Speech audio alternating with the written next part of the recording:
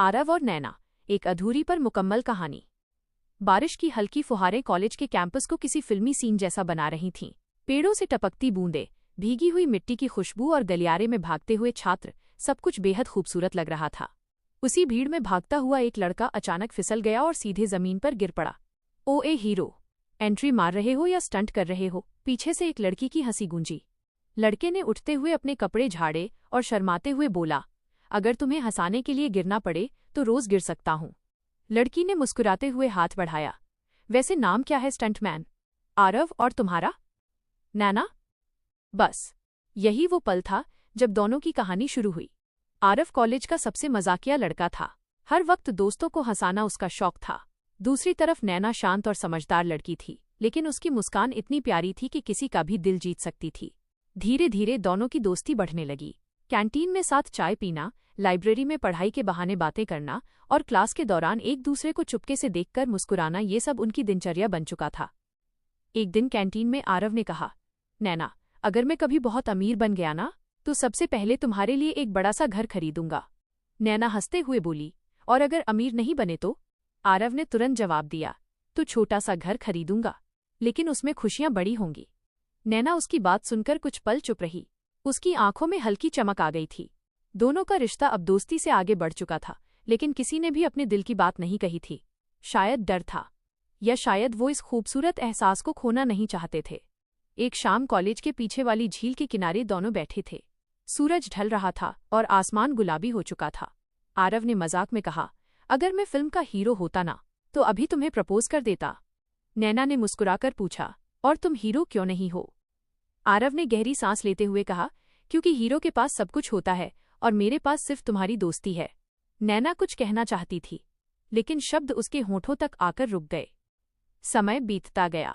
दोनों का आखिरी साल शुरू हो गया। इसी बीच एक दिन नैना अचानक कॉलेज आना बंद कर देती है। आरव परेशान हो जाता है। उसने कई बार कॉल किया, मैसेज किया, लेकिन कोई जवाब नहीं आया। आखिरकार वो नैना के घर पहुंचा। दरवाजा नैना की मां ने खोला। उनकी आंखों में चिंता साफ दिखाई दे रही थी। उन्होंने धीरे से कहा, बेटा, नैना अस्पताल में है। आरव के पैरों तले जमीन खिसक गई। अस्पताल के कमरे में नैना बेड पर लेटी थी।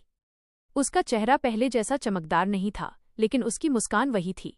आरव ने गुस्से में कहा, पागल लड़की, इतना बड़ा राज छुपाया मुझसे? नैना ने हल्की आवाज में कहा, अगर बता देती तो तुम रोते और मुझे तुम्हें रोते हुए देखना अच्छा नहीं लगता।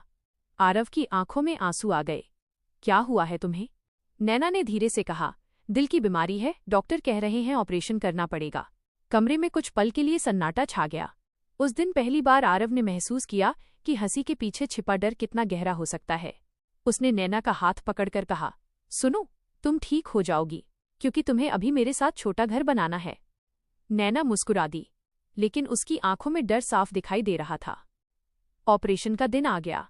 आरव पूरी रात अस्पताल के बाहर बैठा रहा। उसने पहली बार भगवान से कुछ मांगा था, बस उसे ठीक कर दो, उसकी मुस्कान वापस दे दो।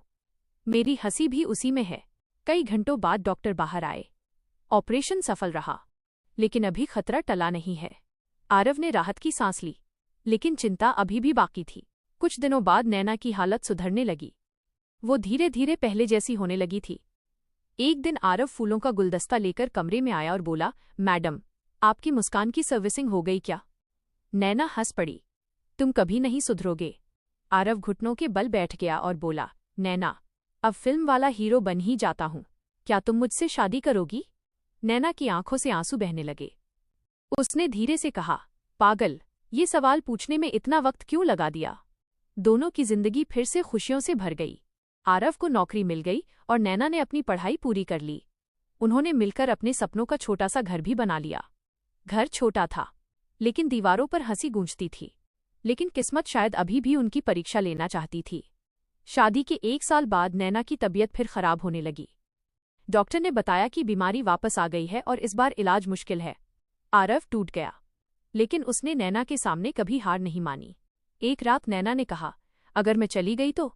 आरव ने तुरंत कहा, तो मैं तुम्हें ढूंढने आ जाऊंगा। नैना मुस्कुराई, पागल, जिंदगी जीने के लिए होती है, यादों में खोने के लिए नहीं। आखिरी दिनों में भी दोनों साथ बैठकर पुरानी बातें करते, हंसते और रोते थे। एक शाम नैना ने कहा, याद है तुम कहते थे बड़ा घर खरीदोगे? आरव बोला। अब भी खरीदूंगा, बस तुम साथ रहना। नैना ने उसकी आंखों में देखते हुए कहा, घर बड़ा मत बनाना, खुशियां बड़ी रखना। कुछ दिनों बाद नैना हमेशा के लिए सो गई। उस दिन पहली बार आरव ने हंसना छोड़ दिया, लेकिन उसने नैना की एक बात हमेशा याद रखी, जिंदगी जीने के लिए होती है। समय बीतता गया। आरव ने अपने छोटे से घर को बच्चों की हंसी से भर दिया। वो अनाथ बच्चों के लिए स्कूल चलाने लगा। हर बच्चे को देखकर उसे नैना की मुस्कान याद आती थी। घर की दीवार पर आज भी एक फोटो लगी है जिसमें बारिश में गिरा हुआ लड़का और उसे हंसाती हुई लड़की दिखाई देती है। हर शाम आरव उस फोटो के सामने बैठकर कहता है, देखो नैना, घर अभी भी छोटा है लेकिन खुशियां बहुत बड़ी हैं, और शायद कहीं आसमान में। नैना मुस्कुरा रही होती है। संदेश: प्यार सिर्फ साथ रहने का नाम नहीं होता। कभी कभी प्यार वो हिम्मत बन जाता है जो किसी के जाने के बाद भी हमें जीना सिखा देता है।